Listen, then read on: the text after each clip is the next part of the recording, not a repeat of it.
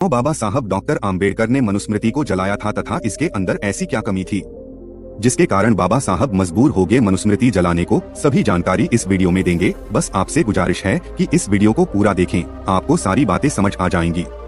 तो चलिए शुरू करते हैं इस वीडियो को। डॉक्टर आम्बेडकर मनुस्मृति को ब्राह्मणवाद की मूल संहिता मानते थे। यह किताब द्विजों को जन्मजात श्रेष्ठ और पिछड़ों, दलित एवं महिलाओं को जन्म के आधार पर निकृष्ट घोषित करती है। पिछड़े दलितों एवं महिलाओं का एकमात्र कर्तव्य द्विजों और मर्दों का सेवा करना बताती है। मनुस्मृति के प्रावधानों के बारे में विस्तार से बता रहे हैं संजीव खुदशाह। 25 दिसंबर मनुस्मृति दहन दिवस।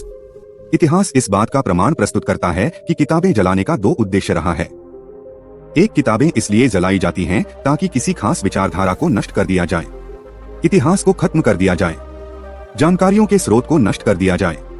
दूसरा, किताबें प्रतीकात्मक रूप से भी जलाई जाती हैं ताकि उसमें लिखे गए कंटेंट का विरोध किया जा सके। मनुस्मृति का जलाना इसी ओर इशारा करता है। 25 दिसंबर 1927 को डॉक्टर अंबेडकर ने पहली बार मनुस्मृति में दहन का कार्यक्रम किया था। उनका कहना था कि भारतीय समाज में जो कानून चल रहा है वह मनुस्मृति के आधार पर है। यह एक ब्राह्मण पुरुष सत्तात्मक भेदभाव वाला कानून है, इसे खत्म किया जाना चाहिए, इसीलिए वे मनुस्मृति का दहन कर रहे हैं। आइए संक्षिप्त में जाने मनुस्मृति में ऐसा क्या था जिसको जलाया था अंबेडकर जी ने। नीच वर्ण का जो मनुष्य अपने से ऊंचे वर्ण के मनुष्य की वृत्ति को लोभवश ग्रहण कर जीविका यापन करे तो राजा उसकी सब संपत्ति छीनकर उसे तत्काल निष्कासित कर दे। ब्राह्मणों की सेवा करना ही शूद्रों का मुख्य कर्म कहा गया है। इसके अतिरिक्त वह शूद्र जो कुछ करता है उसका कर्म निष्फल होता है। शूद्र धन संचय करने में समर्थ होता हुआ भी शूद्र धन का संग्रह न करें, क्योंकि धन पाकर शूद्र ब्राह्मण को ही सताता है। जिस देश का राजा शूद्र अर्थात पिछड़े वर्ग का हो, उस देश में ब्राह्मण निवास न करें, क्योंकि शूद्रों को राजा बनने का अधिकार नहीं है। राजा प्रातःकाल उठकर तीनों वेदों के ज्ञाता और विद्वान ब्राह्मणों की सेवा करें और उनके कहने के अनुसार कार्य करें। जिस राजा के यहाँ शूद्र न्यायाधीश होता है, उस राजा का देश कीचड़ में धंसी हुई गाय की भांति दुहक पाता है। ब्राह्मण की संपत्ति राजा द्वारा कभी भी नहीं ली जानी चाहिए, यह एक निश्चित नियम है, मर्यादा है। लेकिन अन्य जाति के व्यक्तियों की संपत्ति उनके उत्तराधिकारियों के न रहने पर राजा ले सकता है। यदि शूद्र तिरस्कार पूर्वक उनके नाम और वर्ण का उच्चारण करता है, जैसे वह यह कहे देवदत्त तू नीच ब्राह्मण है, तब 10 अंगुल लंबी लोहे की छड़ उसके मुख में कील दी जाए। यदि शूद्र गर्व से ब्राह्मण पर थूक दे, उसके ऊपर पेशाब कर दे, तब उसके होठों को और लिंग को, और अगर उसकी ओर अपान वायु निकाले तब उसकी गुदा को कटवा दे।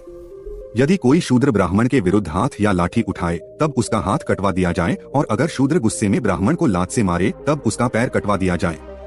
इस पृथ्वी पर ब्राह्मण वध के समान दूसरा कोई बड़ा पाप नहीं है। अतः राजा ब्राह्मण के वध का विचार मन में भी लाए। शूद्र यदि अहंकारवश ब्राह्मणों को धर्मोपदेश करे तो उस शूद्र के मुंह और कान में राजा गर्म तेल डलवा दें।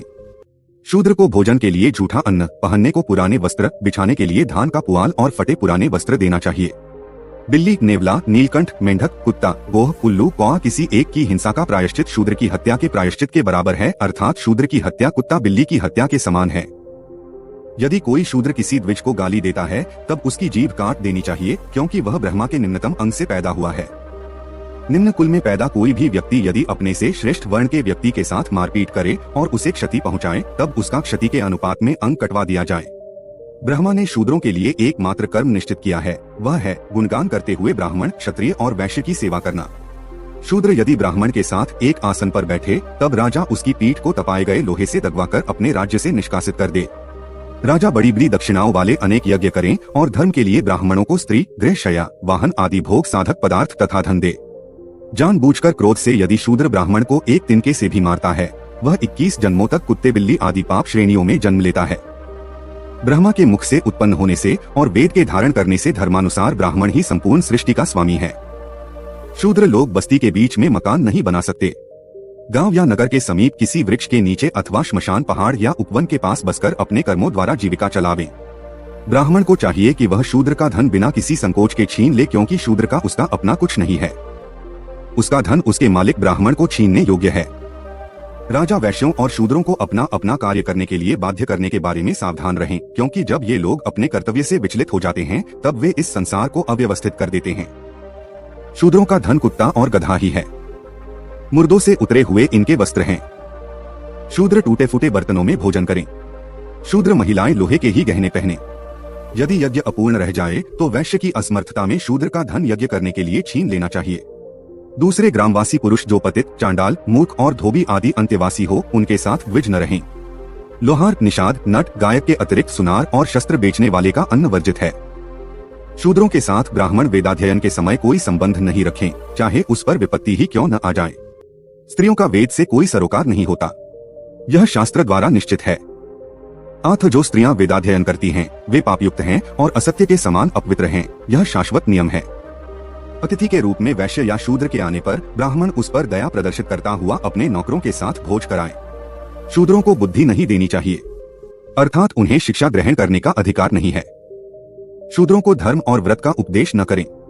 जिस प्रकार शास्त्र विधि से स्थापित अग्नि और सामान्य अग्नि दोनों ही श्रेष्ठ देवता हैं, उसी प्रकार ब्राह्मण चाहे वह मूर्ख हो या विद्वान दोनों ही रूपों में श्रेष्ठ देवता है। शूद्र की उपस्थिति में वेद पाठ नहीं करनी चाहिए। ब्राह्मण का नाम शुभ और आदर सूचक, क्षत्रिय का नाम वीरता सूचक, वैश्य का नाम संपत्ति सूचक और शूद्र का नाम तिरस्कार सूचक हो। 10 वर्ष के ब्राह्मण को 90 वर्ष का क्षत्रिय, वैश्य और शूद्र पिता समान समझकर उसे प्रणाम करे। मनुस्मृति के इन कानूनों से अनुमान लगाया जा सकता है कि शूद्रों, अतिशूद्रों और महिलाओं पर किस प्रकार और कितने अमानवीय अत्याचार हुए हैं। न शूद्राय मति दद्यान्नोच्छिष्टं न हविष्कृतम्, न चास्योपदिशेत् धर्मं न चास्य व्रतमादिशेत्। श्लोक का अर्थ, किसी प्रयोजन की सिद्धि को ध्यान में रखते हुए दिया जाने वाला उपदेश शूद्र को न दिया जाए। उसे जूठा यानी बचा हुआ भोजन न दे और न यज्ञ कर्म से बचा भविष्य प्रदान करे। उसे न तो धार्मिक उपदेश दिया जाए और न ही उससे व्रत रखने की बात की जाए। स्वभाव एष नारीणा नराणामिह दूषणम्, अतोर्थान्न प्रमाद्यन्ति प्रमदासु विपश्चित। अविद्वां समलन लोके विद्वां समापि वा पुनः, प्रमदाद्युत्पथ नेतु काम क्रोध वाशानुगम, मात्र स्वस्त्रदुहित्रा वा न विविक्तस्नो भवेत्। बलवान इंद्रिय ग्रामो विद्धान संपीकर्षति, अर्थात पुरुषों को अपने जाल में फंसा लेना तो स्त्रियों का स्वभाव ही है। इसलिए समझदार लोग स्त्रियों के साथ होने पर चौकन्ने रहते हैं, क्योंकि पुरुष वर्ग के काम क्रोध के वश में हो जाने की स्वाभाविक दुर्बलता को भड़काकर स्त्रियां मूर्ख ही नहीं विद्वान पुरुषों तक को विचलित कर देती है। पुरुष को अपनी माता, बहन तथा पुत्री के साथ भी एकांत में नहीं रहना चाहिए, क्योंकि इंद्रियों का आकर्षण बहुत तीव्र होता है और विद्वान भी इससे नहीं बच पाते। अस्वतंत्रता स्त्रियः कार्या पुरुषः स्वैर्वानिशम्, विशेषु च सज्जन्त्य संस्थाप्यात्मनोवशे। पिता रक्षति कौमारे भर्ता यौवने, रक्षन्ति स्थाविरे पुत्र न स्त्री स्वातंत्र्यमर्हति। सूक्ष्मेभ्योऽपि प्रसंगेभ्यः स्त्रियो रक्षा विशेषत, द्योहिर्कुल्यो शोक माभे रक्षिता।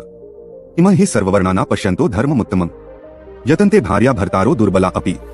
अर्थात पुरुषों को अपने घर की सभी महिलाओं को 24 घंटे नियंत्रण में रखना चाहिए और विषयासक्त स्त्रियों को तो विशेष रूप से वश में रखना चाहिए। बाल्यकाल में स्त्रियों की रक्षा पिता करता है, यौवन काल में पति तथा वृद्धावस्था में पुत्र उसकी रक्षा करता है। इस प्रकार स्त्री कभी भी स्वतंत्रता की अधिकारिणी नहीं है। स्त्रियों के चालढाल में जरा भी विकार आने पर उसका निराकरण करनी चाहिए, क्योंकि बिना परवाह किए स्वतंत्र छोड़ देने पर स्त्रियां दोनों कुलों, पति व पिता के लिए दुखदायी सिद्ध हो सकती है। सभी वर्णों के पुरुष इसे अपना परम धर्म समझते हैं और दुर्बल से दुर्बल पति भी अपनी स्त्री की यत्नपूर्वक रक्षा करता है। न निष्क्रय विसर्गाभ्याम भर्तुभार्या विमुच्यते, एवं धर्म विजानीन प्राक प्रजाप्ति निर्मित। अर्थात पति द्वारा त्याग दिए जाने तथा किसी दूसरे के हाथ बेच दी जाने पर भी कोई स्त्री दूसरे की पत्नी नहीं कही जा सकती। उसके विवाहित पति का उस पर आजन्म अधिकार बना रहेगा। यस्मै दग्ध पित्तात्तात्वेना भ्राता चानुमते पितु, तन् शुश्रूषेत जीवन्तं संस्थितं च न लंघेत, विशील कामवृत्तो वा गुणैर्वा परिवर्जित।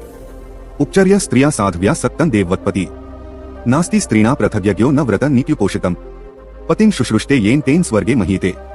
अर्थात स्त्री का पिता अथवा पिता की सहमति से इसका भाई जिस किसी के साथ उसका विवाह कर दे, जीवन पर्यंत वह उसकी सेवा में रत रहे और पति के न रहने पर भी पति की मर्यादा का उल्लंघन कभी न करे। स्त्री का पति दु, शील, कामी तथा सभी गुणों से रहित हो तो भी एक साध्वी स्त्री को उसकी सदा देवता के समान सेवा व पूजा करनी चाहिए। स्त्री को अपने पति से अलग कोई यज्ञ, व्रत या उपवास नहीं करनी चाहिए, क्योंकि उन्हें अपने पति की सेवा शुश्रूषा से ही स्वर्ग प्राप्त हो जाता है। मनुस्मृति का सबसे ज्यादा आपत्तिजनक अध्याय। मनुस्मृति का सबसे आपत्तिजनक पहलू यह है कि इसके अध्याय 10 के श्लोक संख्या 11 से 50 के बीच समस्त द्विज को छोड़कर समस्त हिंदू जाति को नाजायज संतान बताया गया है। मनु के अनुसार नाजायज जाति 2 प्रकार की होती है। अनुलोम संतान उच्च वर्णीय पुरुष का निम्न वर्णीय महिला से संभोग होने पर उत्पन्न संतान। प्रतिलोम संतान उच्च वर्णीय महिला का निम्न वर्णीय पुरुष से संभोग होने पर उत्पन्न संतान। आज की वीडियो में इतना ही। वीडियो कैसी लगी लाइक करें, अपने दोस्तों के साथ शेयर कीजिए और हमारे चैनल पे नए आए हैं तो चैनल को सब्सक्राइब करें और बेल आइकॉन दबाना ना भूले ताकि नए नए वीडियो की नोटिफिकेशन आप तक पहुंचती रहे। तो मिलते हैं नेक्स्ट वीडियो में, तब तक के लिए आप अपना ख्याल रखिएगा।